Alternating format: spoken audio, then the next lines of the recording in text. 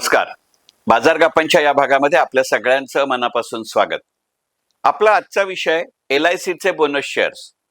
LICचे bonus shares असा विषय घ्यायचं खरं कारण म्हणजे आज बुधवार 15 एप्रिल 2026 रोजी हा जरी मी व्हिडिओ रेकॉर्ड करत असलो तरी त्याच्यानंतरच्याही काळामध्ये ही बातमी एका वेगळ्या अर्थानं आपल्याला मिळत राहील.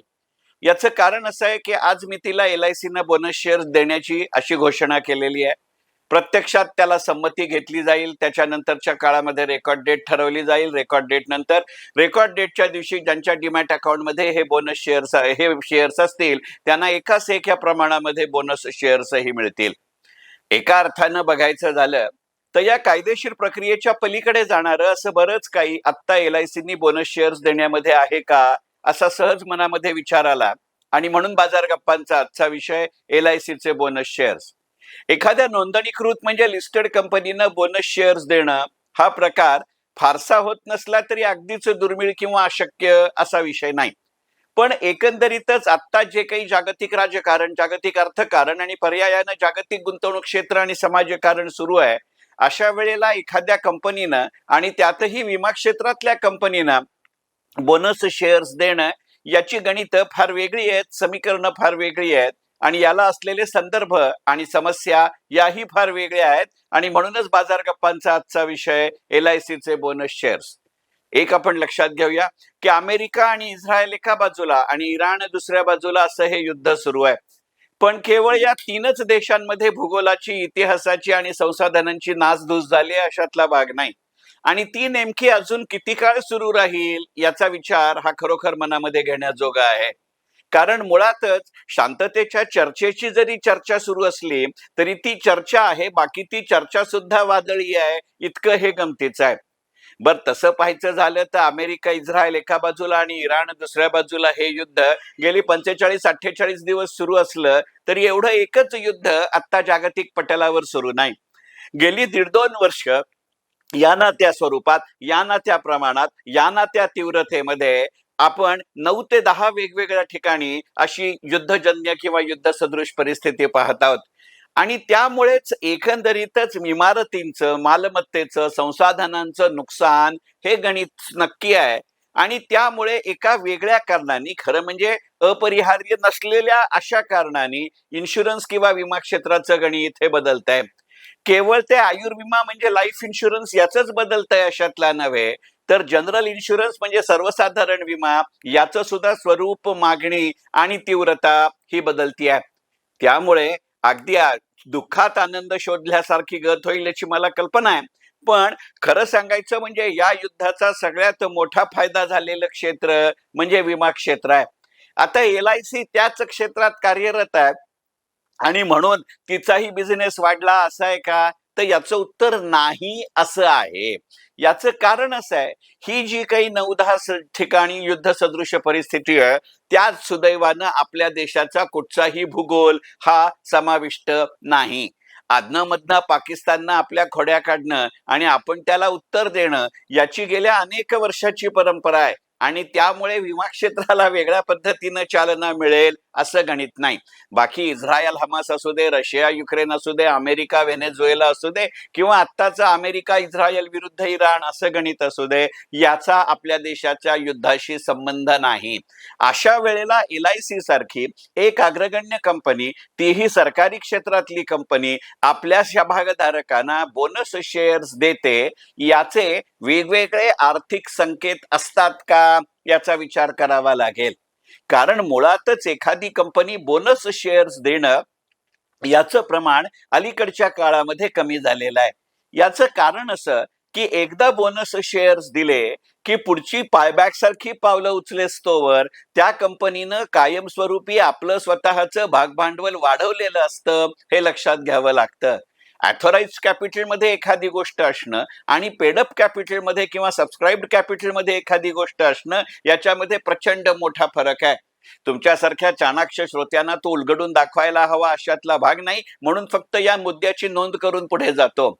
त्यामुळे अशीच कंपनी बोनस शेअर्स देते की जिला पूर्ण खात्री आहे की बोनस शेअर्स दिल्यानंतरच्या काळामध्येही त्या कंपनीचा व्यवसाय सातत्यानं वाढता राहील, तो भूगोलाच्याही दृष्टीनं वाढता राहील, तो व्यापाराच्या दृष्टीनंही वाढता राहील आणि तो प्रमाणाच्या दृष्टीनंही वाढता राहील आणि तो इतके काळ वाढता राहील किंवा वरच्या पातळीवरती स्थिर राहील की त्यांना हे भाग भांडवल सर्व्हिस करत राहणं सहज शक्य होईल. यातनं कंपनी केवळ बोनस शेअर्स देण्यातनं आत्ताच्या त्यांच्या सुदृढ आर्थिक परिस्थितीची पोचपावती देत नसते, तर ती पुढच्या काळातल्या अत्यंत उज्ज्वल अशा भविष्याची आणि व्यवसायाची हमी आणि पोचपावती देत असते आणि म्हणून बोनस शेअर्स देणं हे महत्वाचं असतं. या घटकाचा जर विचार करायचा झाला तर LICनं बोनस शेअर्स देणं यातनं मिळणारे संकेत दोन आहेत. याचं कारण असं की LICचा खूप मोठा गाजावाजा होऊन पहिल्यांदा निर्गुंतवणुकीकरण म्हणजे डिसइन्व्हेस्टमेंट झालं. ज्या वेळेला या डिसइन्व्हेस्टमेंटची चर्चा होती तेव्हा हे चर्चेचं घोंगडं बराच काळ भिजत राहिलं होतं आणि प्रत्यक्षात जेव्हा खरोखर ही प्रक्रिया सुरू झाली तेव्हा LICचा एक शेअर 1400 रुपयानं विक्रीला काढला जाईल अशी ही चर्चा होती. प्रत्यक्षात तो 990 रुपयाच्या आसपास काढला गेला.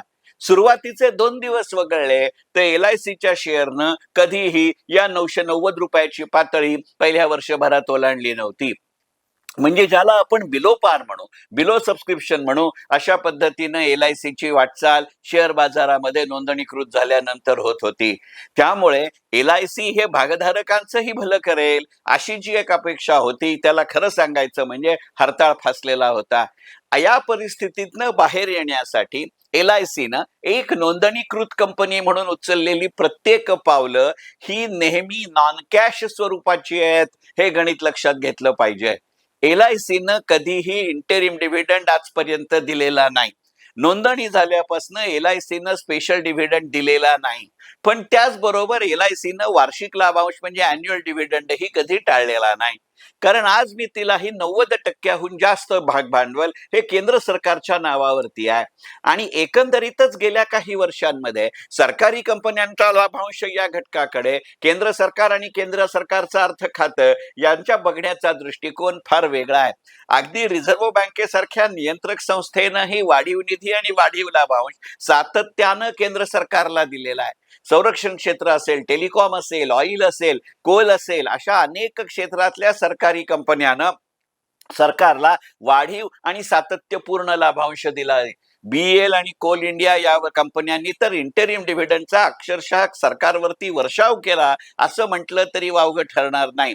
या मालिकेमध्ये LIC कधीही नव्हती. हे LIC बोनस देत असतं याचं गणित पाहिलं पाहिजे आणि याच्यावरती पर्याय असं मी म्हणणार नाही, पण एकीकडे रोखीच्या स्वरूपामध्ये पैसे द्यावे लागतील अशी शक्यता LICनं अंमलात आणलेली नाही. हे खरं म्हणजे गमतीचं गणित आहे. कारण LICचं मूळ क्षेत्र हे आयुर्विमा हे आहे. आयुर्विमा हा नेहमी रोखीने होणारा व्यवसाय आहे. आयुर्विमा त्या वर्षभरामध्ये जितके पैसे गोळा करते तितके पैसे कधीच तिला डिस्ट्रीब्युशन म्हणून द्यावे लागत नाहीत. ते जनरल इन्शुरन्स सारखं गणित नाही, ते दीर्घकालीन गुंतवणुकीचं साधन असतं. असं असताना LIC इतकी कॅशरिच कंपनी दुसरी कोणतीही असणार नाही. असं असूनही हे म्हणजे LIC आणि तेल कंपन्या यांच्यामधलं साम्य आहे. असं असताना तेल कंपन्या लाभांश देतात पण LIC अतिरिक्त लाभांश देत नाही. LIC इंटेरिम म्हणजे अंतरिम लाभांश देत नाही. LIC विशेष म्हणजे स्पेशल डिव्हिडंड देत नाही. हे लक्षात घेतलं पाहिजे आणि त्यामुळे अशी कंपनी लाभांश देण्यापेक्षा वाढीव भांडवल देते. हे LIC बोनस शेअर्स देण्यामागचं गणित आहे, हे लक्षात घेऊ. म्हणजे आयुर्विम्याला पर्याय नाही असं त्यांचं घोषवाक्य असताना एका वेगळ्या पद्धतीचे पर्याय LIC आपल्या भाग भांडवलदारांचं किंवा भागधारकांचं भलं करायला वापरते. हा मुद्दा अधोरेखित करायचा म्हणूनच आजचा बाजार गप्पांचा विषय LICचे बोनस शेअर्स. LICचे बोनस शेअर्स याचं महत्व केवळ इतकंच आहे अशातला भाग नाही. एक गोष्ट आपण लक्षात घेऊया की LIC सारखी जी कंपनी असते याच्याकडे विदेशी गुंतवणूकदार वेगळ्या पद्धतीने बघतात. वॉरन बफे आज जरी बर्कशायर हाथवेचे सर्वेसर्वा राहिलेले नसले, त्यांच्या संचालक मंडळावरती जरूर आहेत, पण दैनंदिन कारभार त्यांनी आता नवीन पिढीकडे सोपवलेला आहे. आणि त्यांच्या काही शेवटच्या काळातल्या मुलाखतीमध्ये त्यांनी वारंवार असं म्हटलं तर की भारतात पुरेशा प्रमाणात आणि वेळेवरती गुंतवणूक केली नाही, हे माझं एक महत्वाची चूक आहे, हे वॉरन बफे वारंवार म्हणून दाखवत असत. वॉरन बफेंच्या तत्वात बसणारी, अगदी चपखलपणे बसणारी भारतीय उदाहरणाची कंपनी म्हणजे LIC आहे. आणि त्यामुळे बर्कशायर हाथवे सहित अनेक जणांचा या कंपनीच्या शेअर्सकडे लक्ष असतं, प्रत्यक्षात गुंतवणूक केली नाही तरी सुद्धा. अशा पद्धतीनं आपल्या देशाच्या आयुर्विमा क्षेत्रामध्ये येण्याचा बर्कशायर हाथवेचे सर्व असताना वॉरन बफेनी बजाज समूहाच्या साह्यानं प्रयत्न केला होता. दुर्दैवानं त्याला पुरेसा प्रतिसाद मिळाला नाही आणि वॉरन बफे यांनी आपलं ते पाऊल मागे उचललं होतं. पण आता बदलत्या परिस्थितीमध्ये भारतीय विमा क्षेत्र, सर्वसाधारण आणि आयुर्विमा या दोन्हीही अर्थाने आता जागतिक गुंतवणुकीच्या मध्यबिंदूवरती आलं नसलं तरी परिघातामध्ये, व्यासामध्ये नक्की आलेलं आहे. कदाचित याची सुरुवात भारतीय सरकारी क्षेत्रातल्या सर्वसाधारण कंपन्यांचं विस्तारीकरण, विलिनीकरण आणि नोंदणीकरण या तिन्ही गोष्टींनी म्हणजे मर्जर, प्रायव्हेटायझेशन आणि डिसइन्व्हेस्टमेंट अशा अर्थाने होण्याची शक्यता आहे. त्याला अनुकूल असं वातावरण निर्माण करायचं म्हणून आज मी तिला विमा क्षेत्रातली सरकारी अखत्यारीत असणारी एकमेव आणि महत्वाची कंपनी LIC म्हणून आज LIC एक धोरण म्हणून बोनस देते का याचा विचार करू. असा विचार करण्याचं कारण असं आहे की मुळातच LIC हा शेअर, LIC ही कंपनी, LIC हा व्यवसाय म्हणून जर विचार करायचा झाला तर या शेअर्स मध्ये दररोज उठून बदल होतील, त्याच्या बाजारभावांमध्ये मोठ्या प्रमाणावरती चढ उतार होईल अशी सुत्रम शक्यता नाही. हा मुळात डे ट्रेडिंगचा शेअरच नाही आणि त्यामुळे एखाद्या घटनेमध्ये तात्कालिक स्वरूपात स्पर्ट असंच LICच्या शेअर्सची बाजारातली कामगिरी असणार हे उघड आहे. त्यातही या व्हिडिओच्या सुरुवातीला मी म्हटलं तसं इंटरिम डिव्हिडंड, स्पेशल डिव्हिडंड अशाचंही प्रमाण LIC मध्ये कमी असल्यामुळे वर्षभरामध्ये एक्स डिव्हिडंड कम डिव्हिडंड पद्धतीचा जो ट्रेडिंग इंटरेस्ट निर्माण होतो तो इंटरेस्टही अत्यंत मर्यादित स्वरूपात आणि मर्यादित काळासाठी LIC मध्ये असतो. त्यामुळे जसं आपल्या इंग्रजीत म्हटलं जातं की slow and steady wins the race, अशा स्वरूपाचा LIC हा शेअर आहे. आणि असं असून सुद्धा LIC त्यावेळेला बोनस देते, त्यावेळेला ह्या सगळ्या मुद्द्यांची अधोरेखितता करायची म्हणून बाजार गप्पांचा आजचा विषय LICचे बोनस शेअर्स. मनपूर्वक धन्यवाद.